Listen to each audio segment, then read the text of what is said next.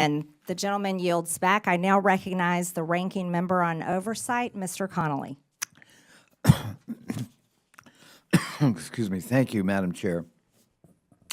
And thank you for having this first hearing on DOEs. Improper payments is not a new subject. I remember joining Steve Lynch and then Todd Platts, Republican member from Pennsylvania, in my freshman year, talking about improper payments. At that time, improper payments were in the range of $35 billion a year. They're now in the range of $280 billion a year. And times 10, we could cut almost $3 trillion from the debt if we addressed improper payments in a deliberative way, which GAO has called for in the high-risk category for years. We can also, secondly, enforce the tax code. It's estimated that at least $500 billion a year is left on the table uncollected but owed because of lack of resources in the IRS. Again, times 10 is $5 trillion over a decade. And finally, we can modernize federal IT systems, which we've championed for years on this committee.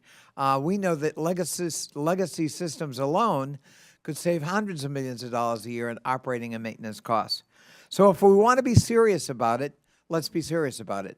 But the way not to do it is to fire the people charged with the remit of waste, fraud, and abuse, namely inspectors general.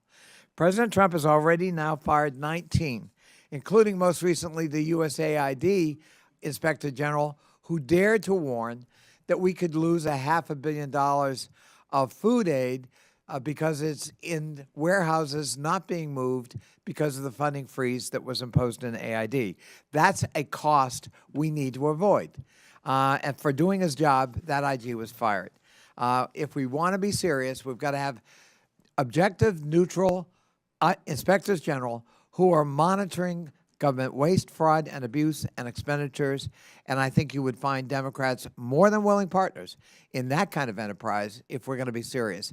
But a wrecking crew, a wrecking crane, a wrecking ball is not going to do it, and we're not going to support that approach to waste, fraud, and abuse in the federal government.